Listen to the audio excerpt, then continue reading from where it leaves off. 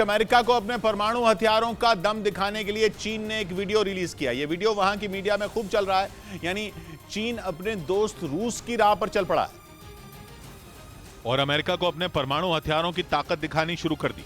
माना जा रहा है कि चीन भी रूस की तरह अमेरिका को परमाणु हथियारों के इस्तेमाल की धमकी दे रहा है। फर्क बस इतना है कि उसने कोई बयान नहीं बल्कि वीडियो जारी किया। खबर है कि चीन के चैनल इसे खूब दिखा रहे हैं, जिनमें चीन की DF-21D, DF-26B बैलिस्टिक मिसाइलें और DF-41 इंटरकॉन्टिनेंटल बैलिस्टिक मिसाइलें दिखाई जा रही हैं। चीन की DF-41 मिसाइल कोई मामूली मिसाइल नहीं बल्कि परमाणु मिसाइल है और एक साथ 10 परमाणु हथियार लेकर उड़ती है।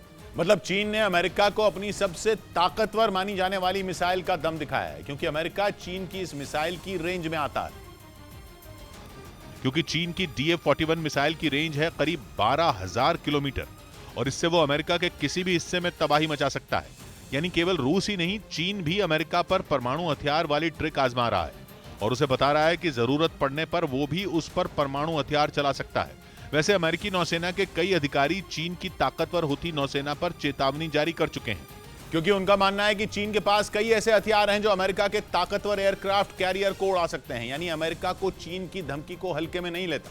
माना जा रहा है कि इसी वजह से उसने अपने सबसे आधुनिक aircraft carrier USS Gerald Ford को समंदर में उतार दिया, जो समंदर में 6 महीने तक तैनात रहेगा और चीन की हरकत पर नजर रखेगा। Aircraft carrier USS Gerald Ford में कई ऐसी खूबियां हैं जो अमेरिका के दूसरे एयरक्राफ्ट कैरियर में नहीं है, जैसे कि इसका रडार सिस्टम और ताकतवर इलेक्ट्रोमैग्नेटिक लॉन्च सिस्टम।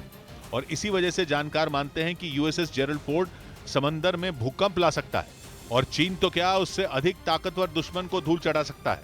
क्योंकि USS जेरल्ड फोर्ड को 40 साल की कड़ी मेहनत के बाद इतना ताकतवर बनाया गया है कि दुश्मन उसके सामने खड़ा न हो पाए।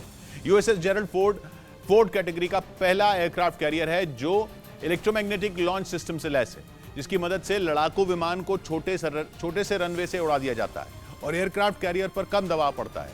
इसके अलावा जेरल्ड फोर्ड पर डबल बैंड रडार है और यह अमेरिका का इकलौता ऐसा आधुनिक एयरक्राफ्ट कैरियर है जिसके पास इस तरह का रडार है। इस रडार की वजह से जेरल्ड फोर्ड दुश्मन को चकमा भी दे सकता है, उसे पकड़ भी सकता है। अमेरिकी नेवी का प्लान है कि फोर्ड के साथ मिलकर उसके दोस्त देश एक अभ्यास करें जिसमें 20 जहाज, 60 विमान और 9,000 नौसैनिक शामिल हों।